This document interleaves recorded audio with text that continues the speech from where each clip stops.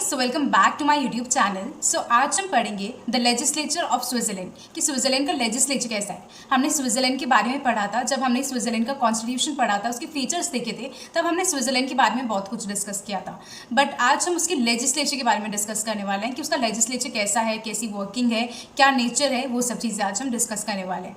So without wasting any more time let's get into that. किसी भी चीज़ को पढ़ने से पहले उसका एक बेसिक इंट्रोडक्शन हमको पता होना चाहिए। तो सबसे पहले हम देखते हैं कि अगर हम स्विट्जरलैंड की लेजिस्लेचर को पढ़ रहे हैं तो उसको स्विट्जरलैंड की लेजिस्लेचर को बोला क्या जाता है।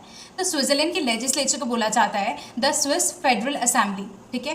एंड उसके एग्जीक्यूटिव को बोला जाता है स्विस फेडरल काउंसिल एंड उसकी जुडिशरी को बोला जाता है स्विस फेडरल ट्रिब्यूनल, ठीक है। तो ये तो कुछ नेम्स थे कि वहाँ पे लेजिस्लेचर को क्या बोला जाता है, एग्जीक्यूटिव को क्या बोला जाता है एंड जुडिशरी को क्या बोला जाता है, क्योंकि ये जानना बहुत इंपॉर्टेंट है, तभी हम इसके बारे में डिटेल में पढ़ पाएंगे। ये तो हमने देखा कि लेजिस्लेचर, एग्जीक्यूटिव एंड जुडिशरी को क्या बोला जाता है स्विट्जरलैंड में। अब हम उसका थोड़ा सा नेचर डिस्कस कर लेते हैं कि स्विट्जरलैंड में लेजिस्लेचर कैसे क्या क्या करती है, क्या चीज़ें हैं, वो सब चीज़ डिस्कस कर लेते हैं।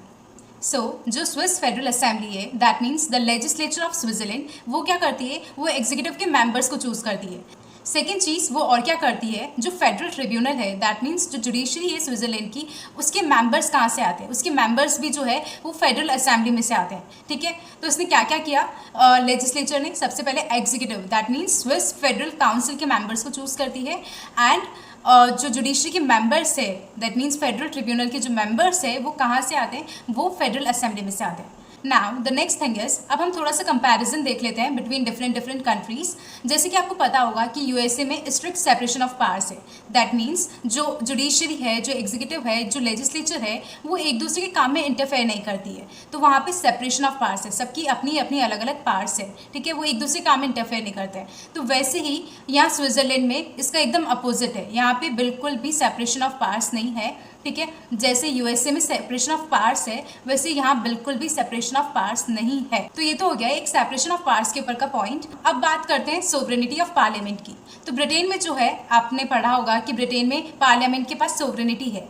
दैट मीन्स सोवरेनिटी मतलब होता है फ्री टू टेक इंटरनल और एक्सटर्नल डिसीजंस। कोई भी इंटरनल या फिर एक्सटर्नल डिसीजंस है, उसमें आप एकदम फ्री हो, आप इजीली वो डिसीजंस ले सकते हो, ठीक है। तो पार्लियामेंट के पास वो सोवरेनिटी है, कहाँ पे, ब्रिटेन में। बट स्विट्जरलैंड में ऐसा नहीं है, स्विट्जरलैंड में पार्लियामेंट के पास सोवरेनिटी नहीं है, ठीक है। क्यों नहीं है, क्योंकि यहाँ पे डायरेक्ट डेमोक्रेसी है, दैट मीन्स जो पीपल है वो चूज करते हैं अपने लीडर्स को। यहाँ पे पीपल जो है चेक एंड बैलेंस रखते हैं ओवर दी पार्लियामेंट। यहाँ पे सोवरेनिटी नहीं है पार्लियामेंट के पास, ओके। अब आपकी ड्यूटी है, आपको मुझे कमेंट सेक्शन में कमेंट करके बताना है that what are the 4 tools of direct democracy. Comment down below right now. Now talking about the houses of Switzerland. Switzerland is bicameral in nature, that means Switzerland has 2 houses, one is upper house and the other one is lower house, ठीक है। तो जो upper house है that is council of states. Council of states जो है, council of states जो है वो एक अपर हाउस है जो क्या करता है, कैंटन्स को रिप्रेजेंट करता है। जैसे हमारे इंडिया में स्टेट्स बोलते हैं, वहाँ पे कैंटन्स बोलते हैं। स्विट्जरलैंड में कितने कैंटन्स है, ये आपको मुझे कमेंट सेक्शन में कमेंट करके बताना है, ओके।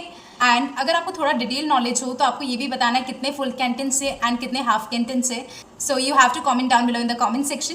एंड जो लोअर हाउस है उससे बोला जाता है नेशनल काउंसिल, जो कि किसको रिप्रेजेंट करता है, जो कि लोगों को रिप्रेजेंट करता है। ये तो हमने बात करी हाउसेज ऑफ स्विट्जरलैंड की, वहाँ पे 2 हाउस है, एक है upper house that is council of states जो कि कैंटन्स को रिप्रेजेंट करता है, एक है लोअर हाउस जो कि किसको रिप्रेजेंट करता है, लोगों को रिप्रेजेंट करता है। तो ये तो हुए हाउसेज ऑफ स्विट्जरलैंड। नाउ जैसे कि हम हर जगह देखते हैं कि जहाँ भी 2 हाउसेज होते हैं लेजिस्लेचर में, वहाँ पे एक हाउस तो सुपीरियर होगा ही होगा, मतलब एक हाउस ज़्यादा पावरफुल होगा देन दी अदर हाउस। जैसे कि आप देख सकते हो इंग्लैंड में HOC that means house of Commons जो है वो ज़्यादा पावरफुल है, इंडिया में लोकसभा ज़्यादा पावरफुल है, यूएसए में सीनेट ज़्यादा पावरफुल है। बट जो स्विट्जरलैंड का केस है, it is an exceptional case. यहाँ पे दोनों हाउस के पास को इक्वल पावर्स है, मतलब दोनों हाउस के पास एकदम इक्वल पावर्स है, कॉन्स्टिट्यूशन ने इनको एकदम इक्वल पावर्स दे रखी है। स्विट्जरलैंड इसलिए यूनिक है क्योंकि यहाँ पे एकदम अलग अलग चीज़ें होती है, जैसे कि दोनों हाउस के पास को इक्वल पावर्स है, जो कि ऐसा बहुत कम जगह देखने को मिलता है, आई गेस कहीं नहीं देखने को मिलता। एंड अदर थिंग इज यहाँ पे 7 एग्जीक्यूटिव्स है एंड उनके पास भी को इक्वल पावर्स है। तो ये सब चीज़ें जो है स्विट्जरलैंड में ही है, ओके। ये सब चीज़ें मिलकर स्विट्जरलैंड को एक यूनिक कॉन्स्टिट्यूशन बनाती है। Now let's see the working of federal assembly. Federal assembly is the legislature of Switzerland, okay. तो जो लेजिस्लेचर है स्विट्जरलैंड का, उसकी वर्किंग कैसी है, वो कैसे काम करता है, वो चीज़ अब हम देखते हैं। सो फर्स्ट थिंग इज यहाँ पे जितने भी मेंबर्स होते हैं वो सब अपनी मदर टंग में कम्युनिकेट करते हैं, that is German, Italian and French, ठीक है। सेकंड चीज़ इज यहाँ के जितने भी मेंबर्स होते हैं वो बहुत ही हाईली एजुकेटेड होते हैं। यहाँ पे बहुत रिस्पेक्ट के साथ, बहुत डिग्निटी के साथ एक दूसरे से बात की जाती है। इंडिया में ऐसा बिल्कुल नहीं होता है। अगर आप न्यूज़ चैनल देखते होंगे तो आपको पता होगा कि कितनी रिस्पेक्ट के साथ, कितनी डिग्निटी के साथ बात की जाती है। सो या keeping that aside, let's move on to our next point, which is यहाँ पे जो स्पीच होते हैं उनको इंटरप्ट नहीं किया जाता बीच में। मतलब अगर कोई स्पीच दे रहा है तो उनको बीच में ऐसे टोका नहीं जाता, बीच में से इंटरप्ट नहीं किया जाता, okay. And one more thing is that यहाँ पे जितनी भी पार्लियामेंट्री रिपोर्ट्स होती है वो जर्मन या फिर फ्रेंच लैंग्वेज में पब्लिश होती है, कभी कभी इटालियन में भी पब्लिश हो जाती है, ओके। एंड यहाँ के जो डिबेट्स होते हैं वो कुछ प्रिंसिपल्स के ऊपर बेस्ड होते हैं, 3D के ऊपर वो बेस्ड होते हैं। First is discipline, decency and dignity. ये 3D है जिनके ऊपर डिबेट्स जो होते हैं वो बेस्ड होते हैं। सो ये हमारे कुछ पॉइंट्स थे of working of the federal assembly, कि जो लेजिस्लेचर है स्विट्जरलैंड की वो कैसे वर्क करती है, वो चीज़ हमने देखी। So that was it for the video, and if you have any doubts regarding any topic और any point, then you can always ask me in the comment section and I try to reply all your comments. So ya, take care, bye bye. And one more thing, please अगर ये वीडियो अच्छी लगी हो तो please give it a big fat thumbs up, बिना like करे मत जाना अगर अच्छी लगी हो तो। एंड अगर अच्छी लगी हो तो प्लीज़ शेयर भी ज़रूर करें, and don't forget to subscribe to my YouTube channel and make sure that you hit that bell icon. So okay, bye bye, take care.